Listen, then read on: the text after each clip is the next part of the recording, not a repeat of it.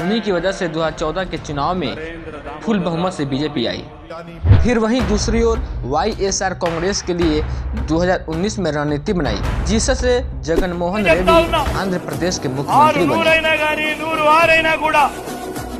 4% reservation మైనారిటీలకు ఉండి తీరాల్సిందే అని మీ బిడ్డ इनका करियर खत्म हो गया था, तो उसको फिर से नीतीश कुमार के करियर ही अगर हमने मदद नहीं की होती 15 में, तो अभी संन्यास लेकर कहीं बैठे होते। तो 2021 में पश्चिम बंगाल में ममता बनर्जी जो TMC सरकार के लिए रणनीति बनाई और TMC की सरकार बनाई।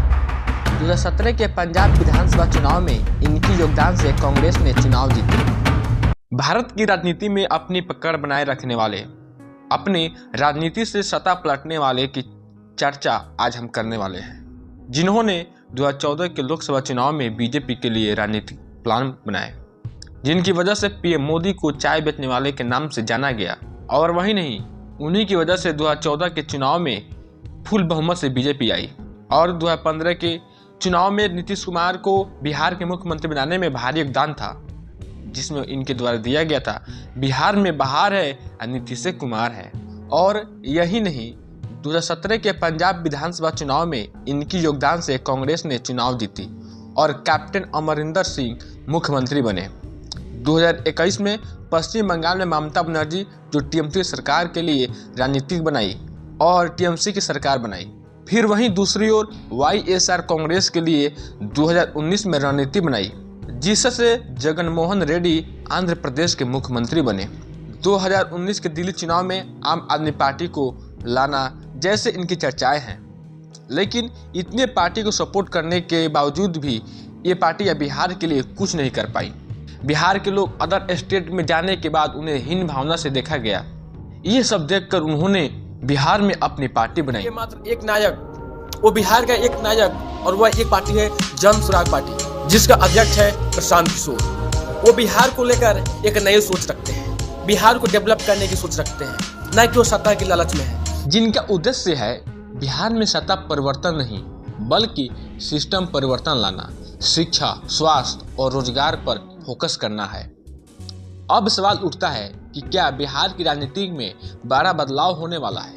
क्या प्रशांत किशोर खुद चुनाव लड़ेंगे? क्या वे JDU और RJD को चुनौती देंगे?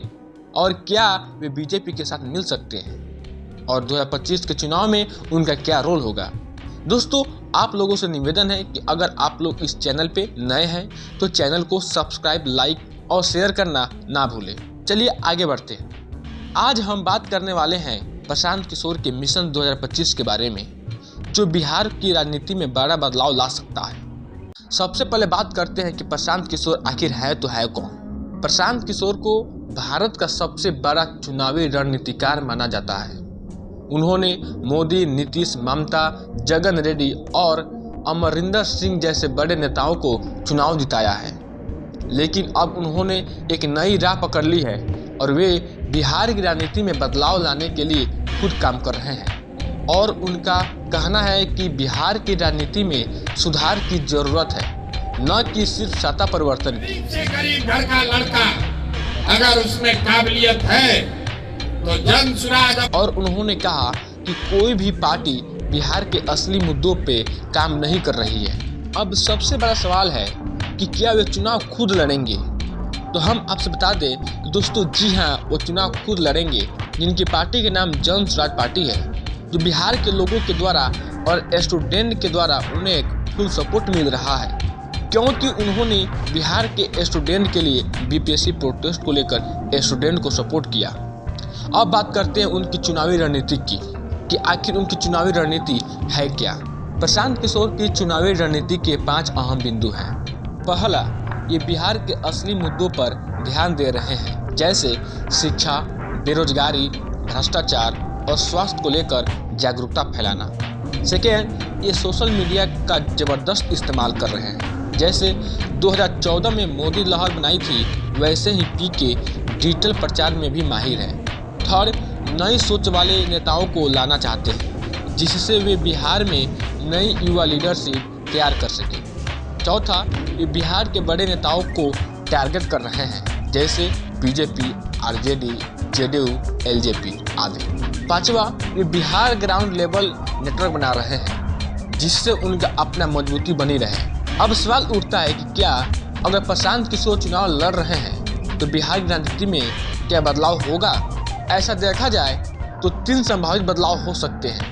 पहला बता दें आपको कि अभी बिहार में जेडीयू, आरजेडी और बीजेपी का मुकाबला है, लेकिन पीके एक नए राजनीतिक विकल्प के तौर पर उभर सकते हैं। दूसरा, वे युवाओं को राजनीति में लाना चाहते हैं जो बिहार के असली मुद्दों पे काम कर सके। तीसरा, ये लॉन्ग टर्म बदलाव करेंगे।